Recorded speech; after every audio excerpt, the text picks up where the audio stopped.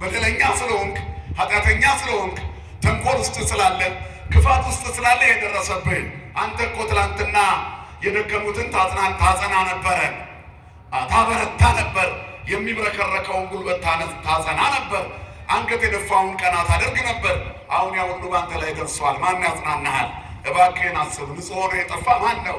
ከልበ ቅንነትስ የተደመሰሰ ማን ነው? በደለኛ ሳትሆን ክፉ ሳትሆን ሰውነትህን በገል የምትፈቀፍቅ ቁስለኛ እንዴት ልትሆን ቻልክ?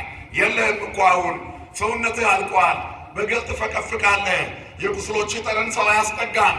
እግዚአብሔርን የሆነ ነገር በድለዋል። ንገረን። ኢንተርቪው ሊያደርጉት ነው የመጡት አጽናኞቹ ጨካኞች። ከርቀት የሰገዳችሁልኝ ቁስሌ ሲሸታችሁ አፍንጫችሁን ልትይዙ ነው አይደለም አላቸው። ግን የፍርድ አደላዳይ ፍትህን አስፋኝ እውነተኛ አምላክ ግንባር አይቶ የማያደላ የኢዮብ ቁስል ለሱ አልሸተተውም። በመካከላቸው ሲገለጥ መስዋዕት አምጥታችሁ አቅርባችሁ ኢዮብ ነው የሚያሳርግላችሁ አለ። የቆሰለው ለጤነኞቹ አሳረገ። የቆሰለው ጤነኞቹን ከሞት አዳነ። የታመመው እነሱን ከህመም ከሞት አዳናቸው። ክብርና ምስጋና ለአምላካችን ይሁን። እግዚአብሔር እንደዚህ ነው፣ ታሪክ ይቀይራል። አያችሁ፣ ምክንያቱም እኛ የታማሚው መድኃኒት ልጆች እኮ ነን አይደለም እንዴ? ክርስቶስ ታሞ እኛን ያዳነን፣ ቆስሎ በቁስሉ የማረከን፣ ያላቆሰለን፣ ያላሳመመን፣ ስለ ህመማችን እሱ የታመመ፣ ስለ መከራችን እሱ መከራን የተቀበለ፣ ዋጋ የተከፈለልን ልጆች ነን።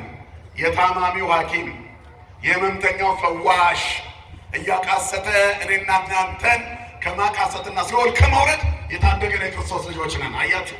ስለዚህ ለሌሎች የምንደርስበት መንገድ ክርስቶሳዊ መሆን አለበት።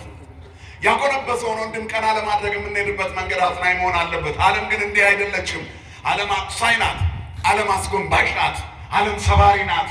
ዓለም ትጥላለች፣ እግዚአብሔር ያነሳል። ዓለም ትሰብራለች፣ እግዚአብሔር ይጠግናል። ዓለም ታቆስላለች፣ እግዚአብሔር ይፈውሳል። እሱ በቁስሎቻችን ጠረን አፍንጫውን አይዝም።